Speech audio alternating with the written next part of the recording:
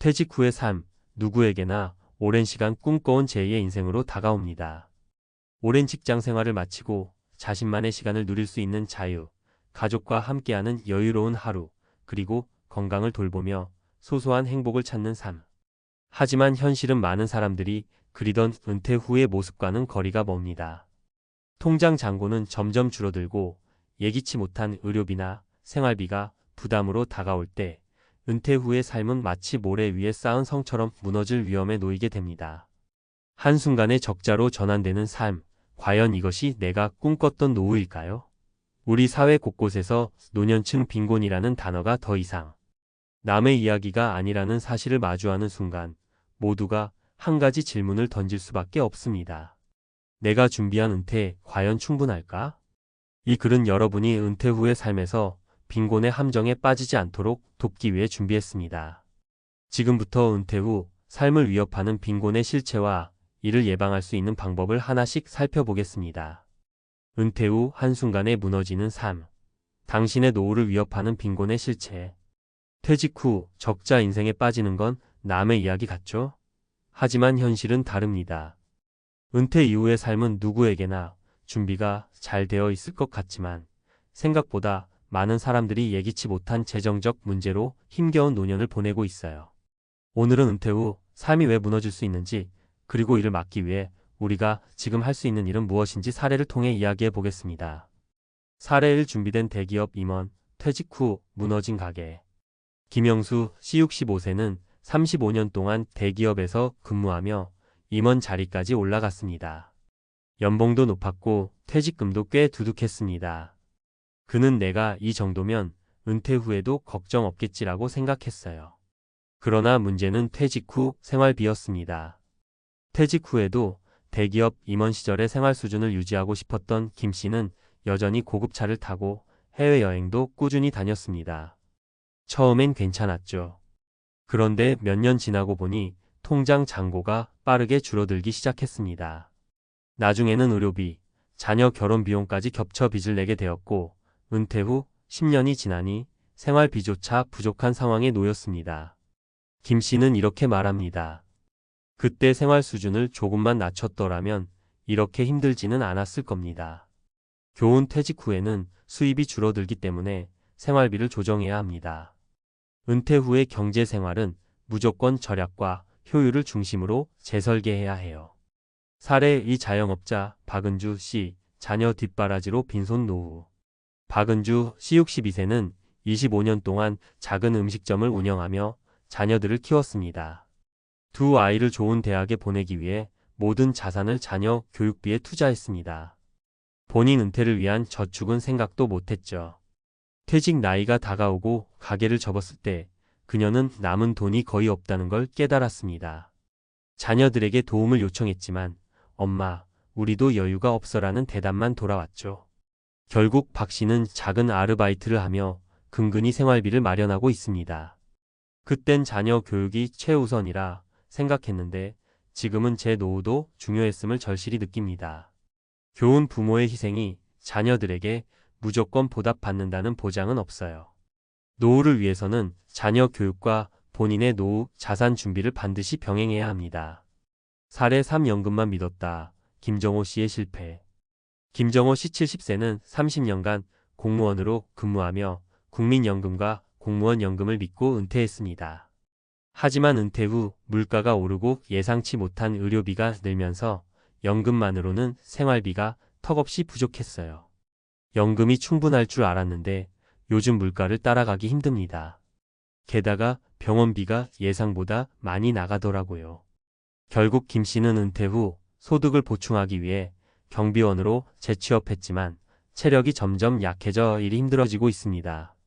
교훈 연금만으로는 부족할 수 있습니다.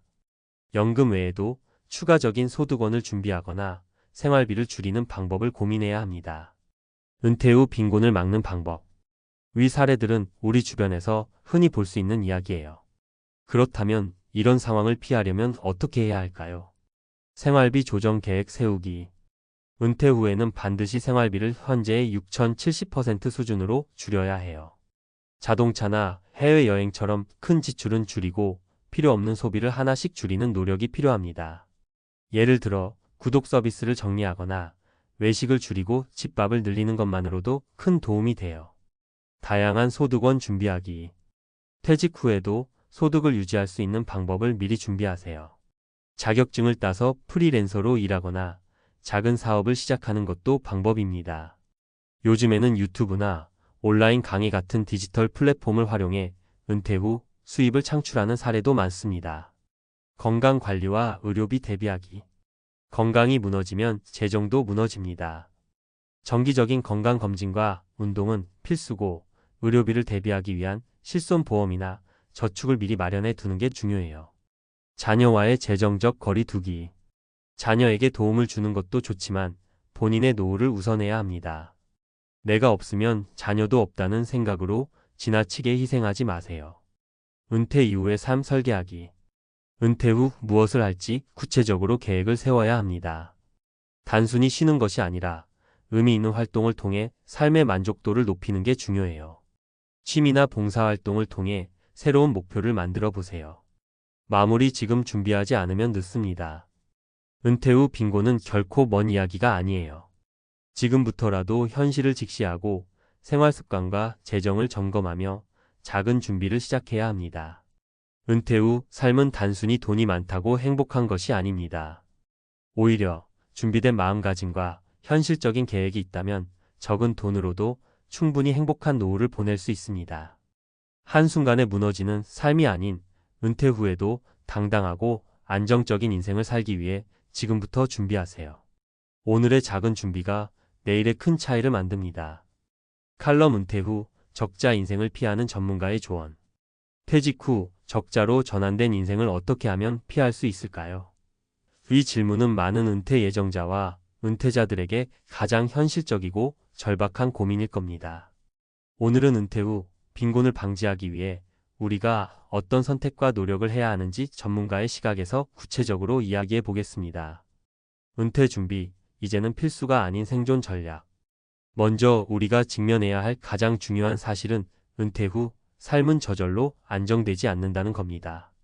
많은 분이 퇴직금을 받거나 연금에 기대면서 안심하려고 하지만 현실은 그리 녹록지 않아요.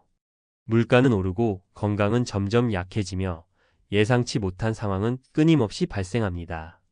특히 100세 시대를 살아가고 있는 지금, 은퇴 후 최소 20년에서 30년까지의 긴 세월을 감당해야 합니다.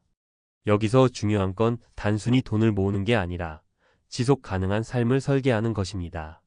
지속 가능하다는 건 가진 자원을 효율적으로 관리하면서 정신적, 경제적 안정까지 모두 확보하는 것을 의미합니다. 첫 번째 원칙, 현실을 직시하고 즉시 행동하기. 사람들은 보통 은퇴를 머나먼 미래로 생각합니다. 하지만 나이가 들수록 시간이 훌쩍 지나가죠. 40대 후반부터 50대 중반까지는 은퇴 준비의 골든타임입니다. 이 시기를 놓치면 준비는 더 어려워지고 그 부담은 고스란히 은퇴 이후에 다가옵니다. 사례 50대에 시작한 계획으로 성공한 윤미선 씨 이야기. 윤미선 씨 55세는 남편과 함께 작은 상점을 운영하며 생활했습니다. 두 사람은 은퇴가 가까워지는 시점에서 자신들의 저축이 충분치 않다는 걸 깨닫고 경제적인 재설계를 시작했어요. 먼저 월 지출을 기록하며 필수 지출과 불필요한 소비를 명확히 나눴습니다. 그리고 퇴직 후에도 가능한 부업을 준비하기 위해 남편은 택배 일을 시작했고 윤 씨는 온라인 강의를 열어 수익을 창출했습니다. 그때 우리가 바로 시작하지 않았더라면 은퇴 후 힘들었을 겁니다. 빠르게 시작한 게 가장 큰 행운이었어요. 미루지 말고 바로 행동하세요. 작은 시작이라도 결국 큰 변화를 만들어냅니다. 두 번째 원칙, 생활비를 줄이고 효율적으로 관리하라. 은퇴 후 가장 큰 적은 무엇일까요? 바로 습관적인 과소비입니다. 우리는 익숙해진 소비 습관을 바꾸기 어려워합니다. 퇴직 후에도 직장 다닐 때와 같은 수준으로 돈을 쓰면 금방 경제적으로 무너질 수밖에 없습니다. 사례, 전직 대기업 임원의 변화. 김정우 씨 62세는 은퇴 후에도 고급차와 해외여행을 유지하려다 통장 잔고가 빠르게 줄어드는 걸 경험했습니다. 뒤늦게 그는 자동차를 소형차로 바꾸고 해외여행 대신 국내 여행을 즐기며 라이프 스타일을 바꾸기 시작했습니다. 솔직히 처음엔 불편했어요. 하지만 시간이 지나면서 작은 변화들이 제 삶에 오히려 만족감을 주더군요. 경제적인 여유가 생기니 마음도 편안해졌습니다. 소비를 줄이는 건 단순히 돈을 아끼는 게 아니라 더 중요한 것에 집중하기 위한 과정입니다. 세 번째 원칙, 소득원을 다각화하라.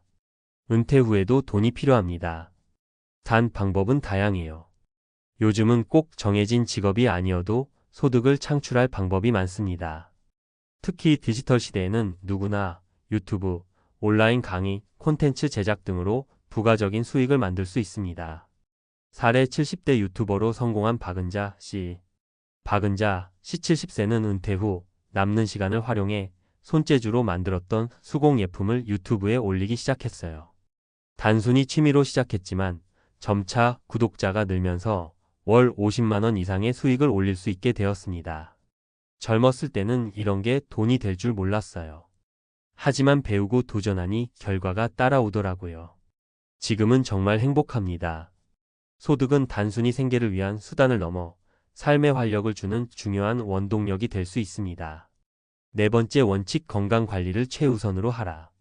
은퇴 후 빈곤은 경제적인 문제뿐 아니라 건강 문제와도 깊이 연결됩니다. 아무리 많은 돈이 있어도 건강을 잃으면 그 돈은 의미가 없습니다.